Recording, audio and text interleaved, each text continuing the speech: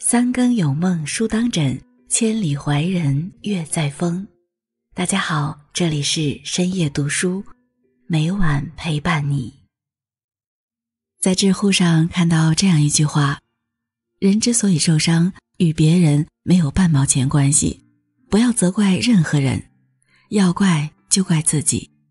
你太在乎了，那个人才会有伤你的能力。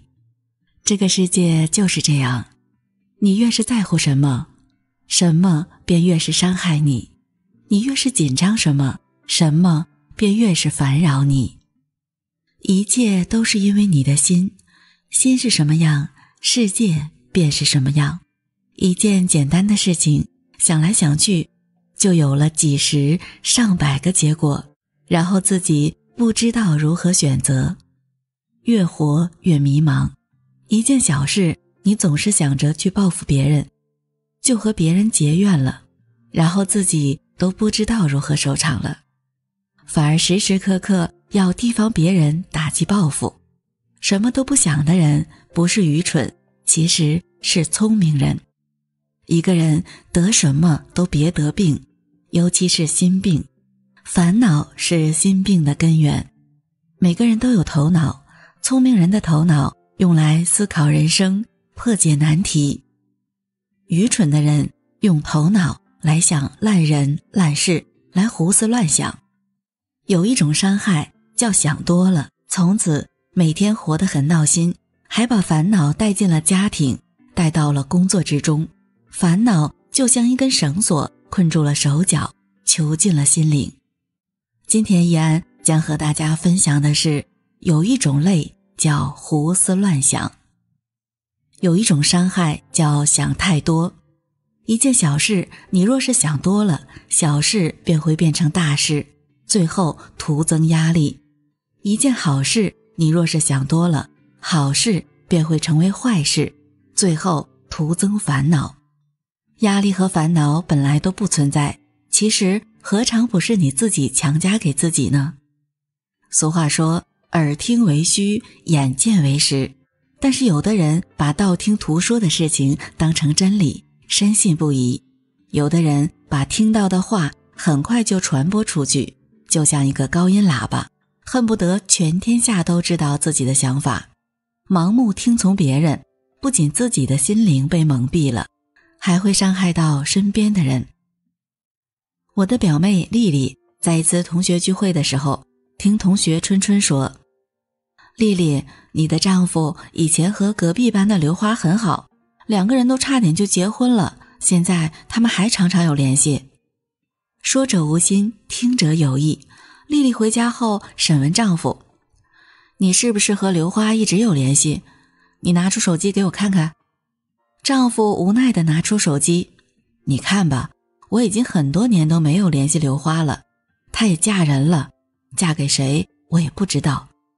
丽丽把手机打开，看了朋友圈，看了通讯录，并没有发现端倪。不知为什么，丽丽就和丈夫耗上了，隔三差五审问丈夫是不是和刘花有来往。丈夫被问烦躁了，就说，是啊，我打算和她私奔呢。两口子吵吵闹闹很长一段时间，都签了离婚协议书。丽丽找到同学春春诉苦，那个刘花真的拆散了我的家庭。春春说，你瞎说什么，刘花都嫁到广东去了，5、6年都没有回这边了。原来春春的话也是随口一说，丽丽就当真了，还伤害了夫妻之间的感情。道听途说的话，如果天天想着，就变成了真的一样，有鼻子有眼的，不信都不行啊。可是因为想太多，就伤害到了身边的人，破坏了人与人之间的感情。人想太多了，容易憔悴；心装太多了，容易疲惫。我们都是天地间的过客，都要在无比激烈的竞争中讨生活。生活已经很累，何必让心更累？不在乎的勇气的作者是一位心理咨询师，他对很多事情都表现得过分敏感，稍微有点事就会放在心上。有时候工作拖了很久却毫无进展，有时候根本没机会去做自己喜欢的事。一次，邻居的车超出了车位，看到之后，作者非常生气，这样堵着车位，我的车都不好出去了。这样的小事原本可以无视，但作者偏偏是个敏感的人，有了很多联想。这家人的素质真的很差，必须得告诉他要好好停车。要是我真的和他这么说，他会不会做些让我更不痛快的事呢？偶尔想到停车场的画面，还会忍不住生气。作为咨询师，他自己也被敏感所困，于是便问了自己一个问题：邻居到底是无心还是故意为之，和自己有什么关系呢？要想获得自在，很重要的就是要分清哪些该在乎，哪些是不必在乎的。那些能不在乎别人眼光，过好自己日子的人，都有一种自觉，只要伤不着我一分一毫，就无所谓。只要管好自己双手所及范围内的事就足够了，超出这个圈子内的就不必介意。如果从这个角度去看停车事件的话，邻居其实并不处于作者伸手可及的范围内，他做的事与我无关，也就不必在意他的行为了。就这样以自己为圆心，双臂张开为半径画圆，这道圆就是一条完美的分割线，精准地将事物区分为什么该在意，什么不必。对于朋友间的言论，网络上的批评也是同理，只要谨记发生在自己两手所及范围之外的事都与我无关，就能忽视那些乱七八糟的事，生活就会变得更加轻松愉悦。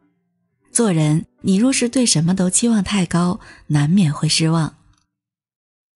何不让自己简单一点，糊涂一点，不要什么都放在心里，不要什么都斤斤计较，该放下的就放下，该看淡的就看淡。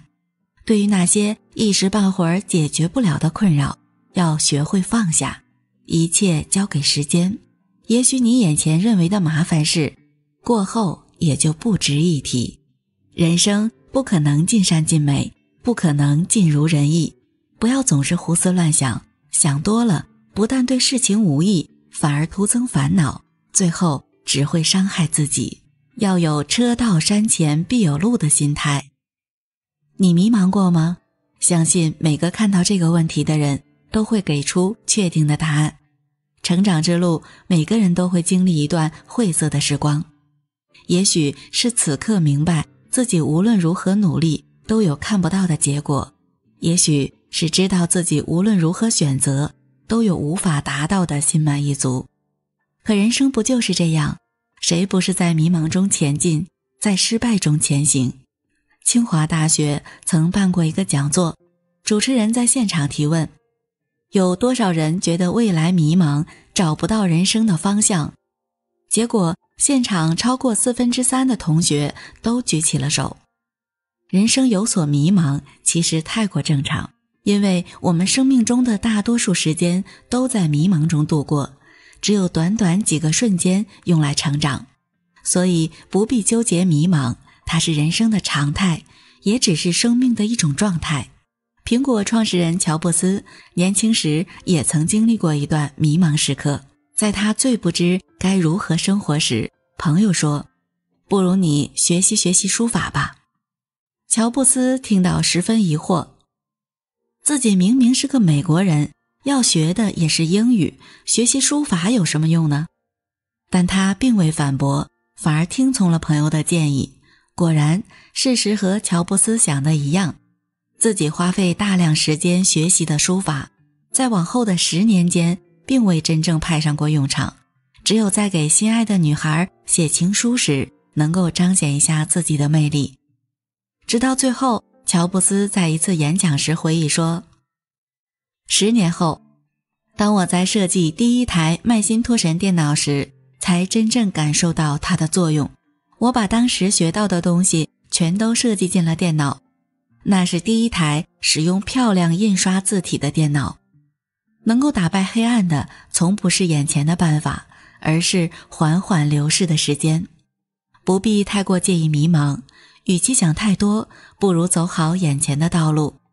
生活不会只有风雨，放下自我怀疑，摆脱对生命的疑惑，因为迷茫从来都存在，而我们要做的也只是顺其自然。有一种心态叫车到山前必有路，有一种豁达叫船到桥头自然直。人这一生，我们都是在俗世中浮沉，我们都是在得失中度过，谁的生活没有点子烦，谁的道路没有点子难。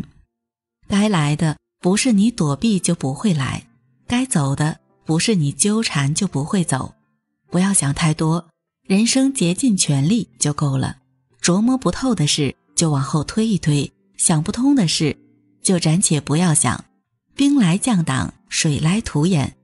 珍惜当下，过好眼前，至于结果如何，不用太在意。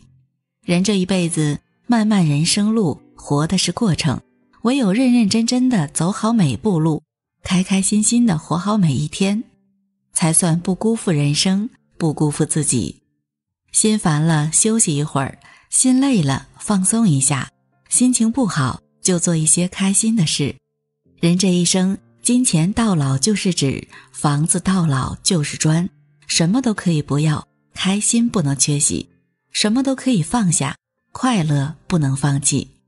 生命只此一回，我们一定要活得有滋有味，我们一定要过得酣畅淋漓。与朋友们共勉。好了，今天分享到这里。如果你也喜欢这篇文章，并且让你深有感触，希望你能分享给身边的人，让我们一起在阅读中成为更好的自己。最后，在 YouTube 和 Facebook 上都能找到深夜读书哦，期待与你的互动。感谢您的收看，我们下期再见。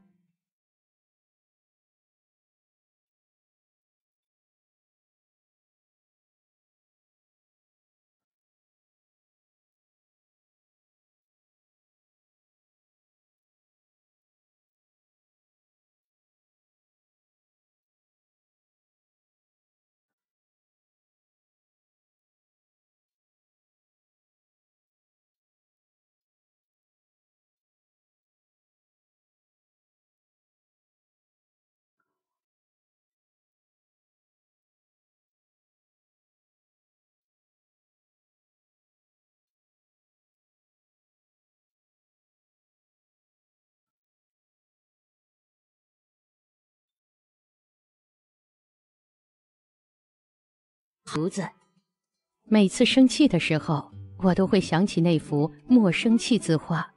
为了小事发脾气，回头想想又何必？别人生气我不气，气出病来无人替。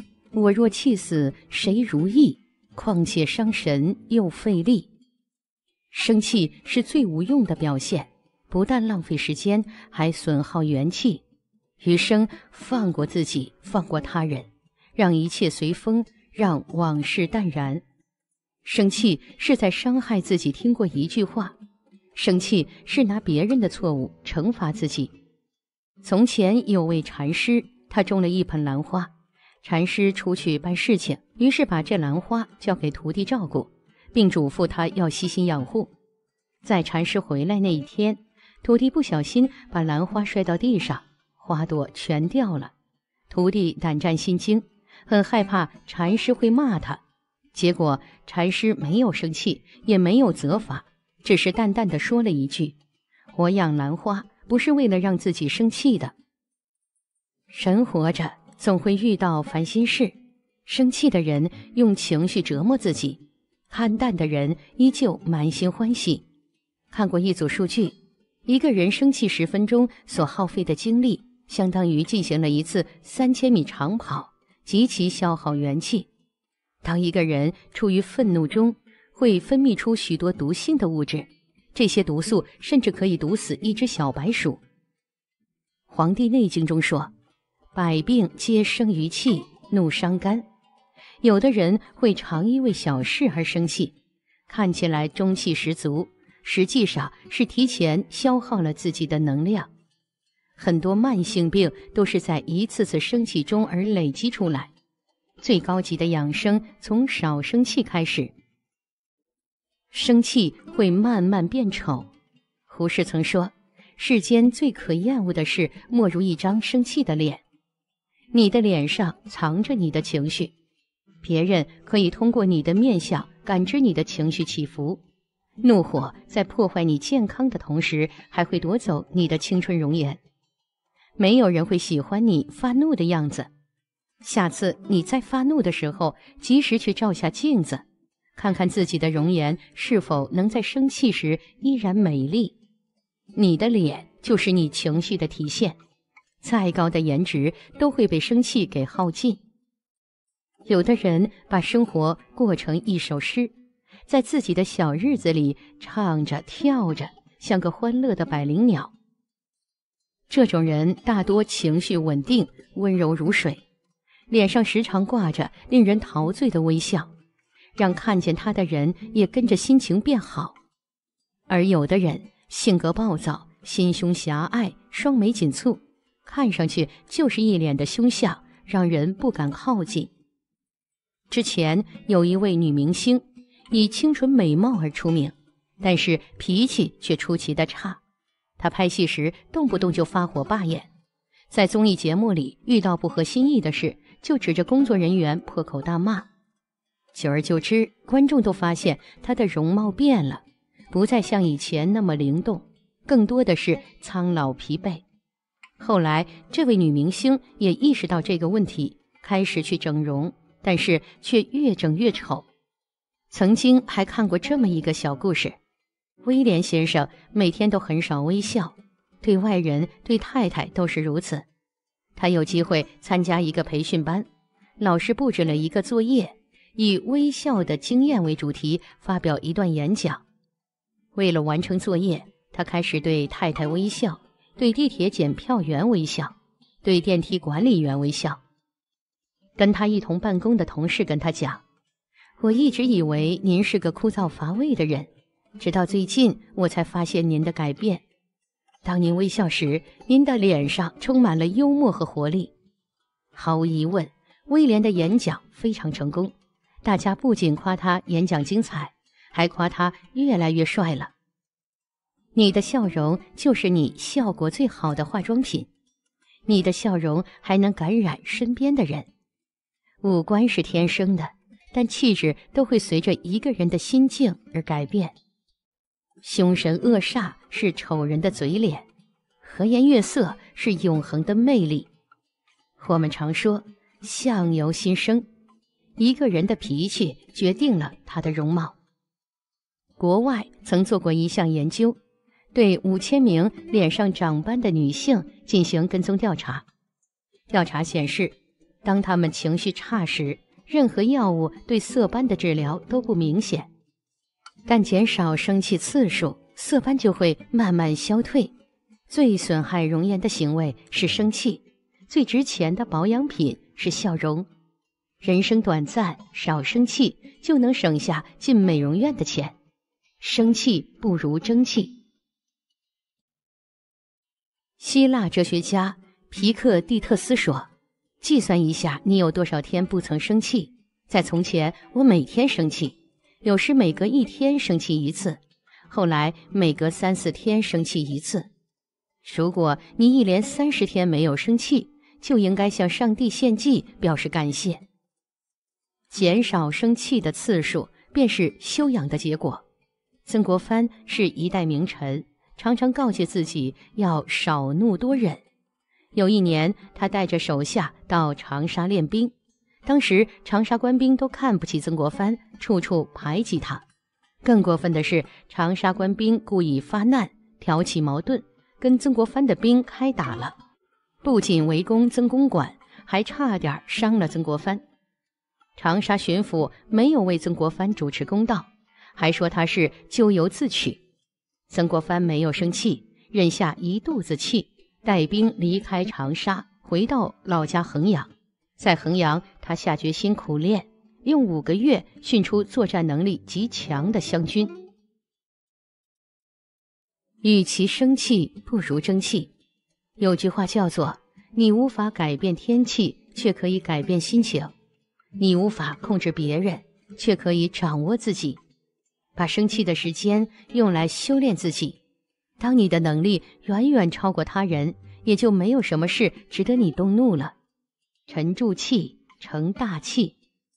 很喜欢这副对联：眼内有尘三界窄，心头无事一床宽。把心放宽了，路就宽了。小肚鸡肠的人永远是活在小圈子里。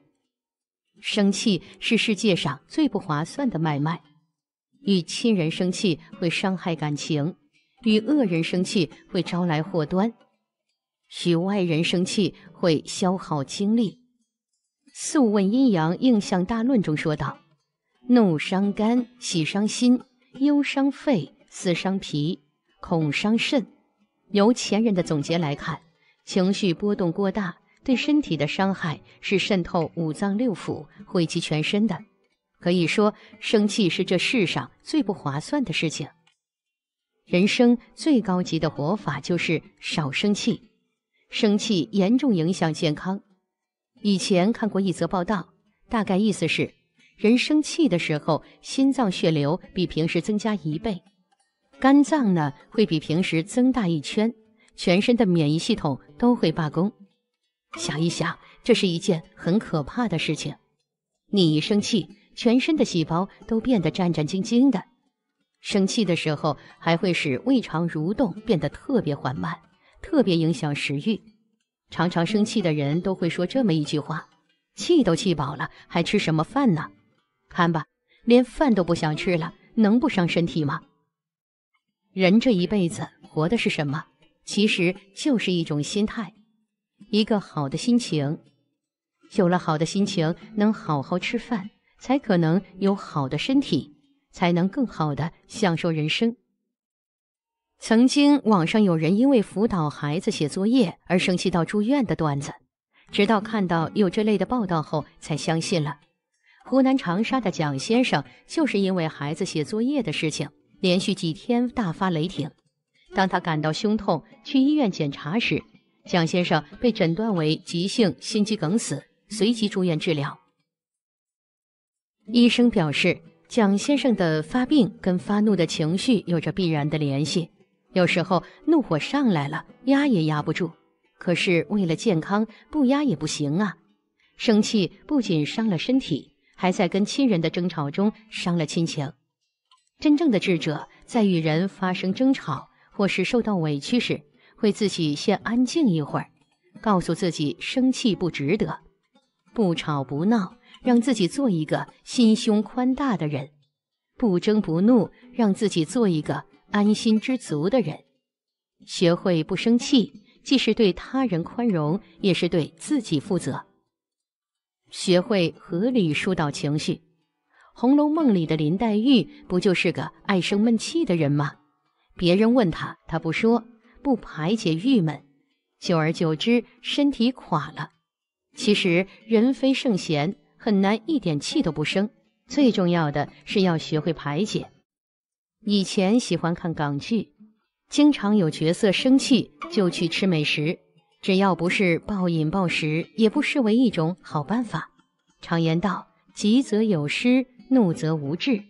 生气有时候会让一个人失去理智，做出无法挽回的事情。总是被自己情绪拿捏的人，生活乱如麻，很难和和美美。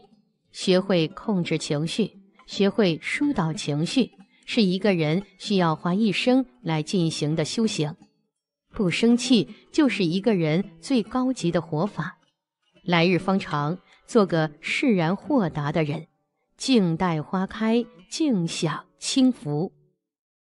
与朋友们共勉。好了，今天分享到这里。如果你也喜欢这篇文章，并且让你深有感触，希望你能分享给身边的人，让我们一起在阅读中成为更好的自己。最后，曾看过这样一段视频，一对相濡以沫的老夫妻携手数十年，风风雨雨，在他们看来，身后怎么样都无所谓。现在每天面对彼此，开开心心比什么都强。想想有多少人能活得如此豁达通透。简单的快乐就是不计过往，活好当下。丰子恺不宠无惊过一生中是这样说的：不乱于心，不愧于情，不畏将来，不念过往，如此安好。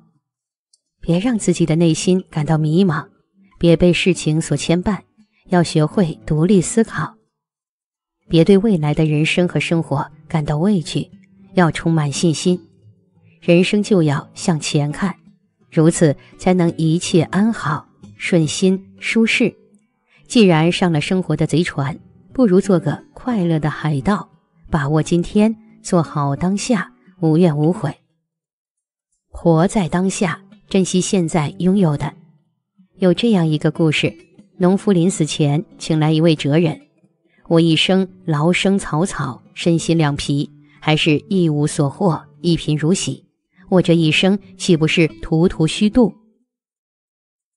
哲人微笑：如果我用万贯家财和你交换你的儿女妻子，你可否愿意？农夫孱弱的身体动了动，毅然坚决地摇摇头：我不。哲人依旧微笑：那你又何须苦恼呢？你拥有着亲人的爱，他们才是你最值得珍惜、最值得骄傲的东西。农夫释然，望着在一旁低泣的家人，微笑地闭上眼睛。农夫微笑着离世，是真的明白了什么吗？我们不得而知。想必他还是清楚自己虽没有留下丰厚的家当，却给了妻子一个温馨的家，给了儿女的一条生命，这就是奋斗一生的结果。人生最大的幸福，不是追求未得到的和后悔自己已失去的，而是珍惜现在拥有的一切，过好自己的每一天，用心体会与感受来自身边的爱，牢牢抓住幸福，至少不要等到有一天失去了才后悔莫及。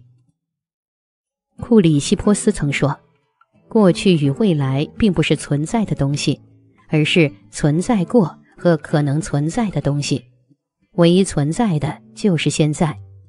昨天已逝，今天珍惜，活在当下，行在今日。把握当下，就是珍惜正在拥有的。活在当下，做好今天。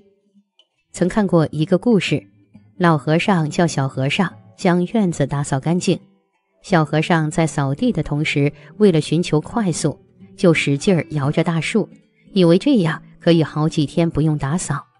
结果到了第二天的时候，小和尚看到院子里依旧是满地的树叶。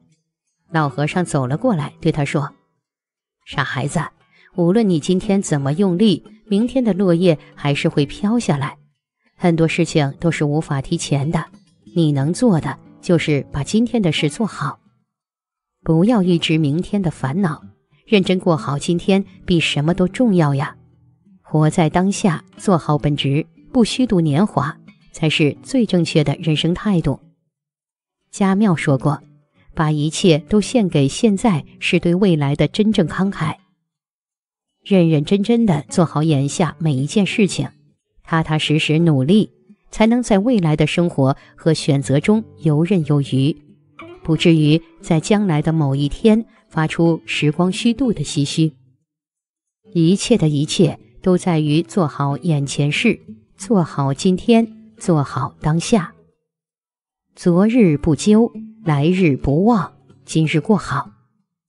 一位哲人曾说，珍惜人生吧，人生只有3天，昨天、今天、明天，这就是人生的3部曲。昨天已成过去，明天还未可知，唯有今天是我们所能把握和改变的。人只有活在当下，抓住现在，学有所得，心有所悟，今天就是快乐的，何必在意明天如何呢？做好今天就好，快乐活在当下，尽心就是完美。如何活在当下？像没人看你一样翩翩起舞。无论你喜不喜欢跳舞，不管有人是否在看你，这几个词完整体现了人活在当下的体验。如果你在意别人，顾虑有谁在看着你，那你就是在表演。你的目的是跳得好，给观众一个好印象，而活在当下就是像没人看你一样翩翩起舞，要忘记所有人，仅仅接受此时的你。留心周围的世界，你走在街上，可以看一看反射在建筑物上的日光、树影，鸟儿自由自在地落在角落里，叽叽喳喳地叫着。你只要轻轻抬一下头，就能让自己看到一个完全崭新的世界。真实地观察一朵花，你确实知道这朵花很美，它美在哪里呢？闻起来有什么香味呢？像什么别的东西吗？有多少花瓣？叶子沿着花茎如梯盘旋而上，还是时不时从另一边长出新的叶子？这一朵花是不是长出了很多花骨朵呢？你相信花朵们在意你的存在吗？认识到这些事物无论大小，在此刻你就是它们的一部分。认识到你自己就是当下的一部分，你就差不多活在当下了。当你想到这一点，就能活在其中，也将会一直活在其中。把注意力集中在你正在做的事情上，只要专注呼吸，要主动呼吸，用鼻子深呼吸，越深越好。聆听空气进入你体内的声音，感受你的肺部在隆起。慢慢地用嘴巴呼气，让空气自由地离开。集中精神，关注其他感官，你的触觉、视觉、嗅觉、听觉、味觉。就像这是你最后一次体验到这些感觉了。你曾经这么专注过吗？好像世界末日来了一样。活在当下，让你能随时进入一个全新的心境。你要慢悠悠地品味此时此刻的生活，聆听世界的声音，鸟儿叫的声音，汽车驶过的声音，远处陌生人说话的声音，建筑物或躁动或冷清的声音，头顶上飞机飞过的声音，过人行道的声音，要去听身边所有事物的声音。微笑着醒来，你可以充满感激和投入的心情开始新一天的生活。只要睡醒之后先微笑起来，不要一被闹铃吵醒就开始郁闷。有研究证明，面部表情能切实地影响心情，尤其是当你真正的幸福时，最直接的表情就是杜香的微笑，你的眼睛和嘴巴都在笑。做一些自然随机的小善举，在药房里捐1元钱，捡起一块垃圾，帮助受灾难民，注意到日常生活中的一些机会。你可以让世界变得更美好，即使最微不足道的事情，像赞美别人也是快乐的。那些最无意和没准备的善举，往往能带来最大的改变。你只有活在当下，才能敏锐地抓住这些机会。除掉那些阻止你关注当下的事情。有哪些事让你分心呢？对很多人来说，看电视让你的大脑很被动，浪费了大把的时间。做白日梦和沉浸在一部好电影中，看一本好书，这些事都不错，但也不是活在当下。因为这些让你活在现实以外的地方，不是此时此地，这是一种逃避。别开小差，要进入现在，要做那些让你活跃起来的事情，让你投身到生活中的事情。比如园艺、做游戏、编织手工、演奏乐器，这些都是可以让你专注的事情。所以看完这篇文章就关上手机吧。感谢现有的一切，发现自己想得到一些没有的东西，或是希望生活有所改变，开始追求改变之前，先感谢现有的一切。这样可以把你带回到当下，把现在可以感谢的事情列一个清单，即使只是你还活着，还能呼吸，这些也算。你不想错过当下在你眼前的任何礼物吧？因为你经常关注当下以外的事物，过去的或是还没有的。如果对现在心存感激，你就能活在当下，而不是幻想让你快乐的别的什么事情。人生无常，总有一人会先离开，这是必然。我们对待生死无能为力，能把握的就是活在当下，过好每一天，开心着你的开心，快乐着你的快乐。即便到了君洒长江切入黄河，那也是上天最好的安排。学会看开、看透、放下，才能收获属于自己的轻松、快乐和富足。所以从今天开始，多一点微笑，少一点忧愁；多一点踏实，少一点浮躁；多一点爱，少一点恨。放下过往，活在当下，如此你才能活得更好。岁月静好，愿你我都能活成自己无悔的样子，与朋友们共勉。好了，今天分享到这里。如果你也喜欢这篇文章，并且让你深有感触，希望你能分享给身边的人，让我们一起在阅读中成为更好的自己。最后，在 YouTube 和 Facebook 上都能找到深夜读书哦。竹子期待与你的互动。感谢你的收看，我们下期再见。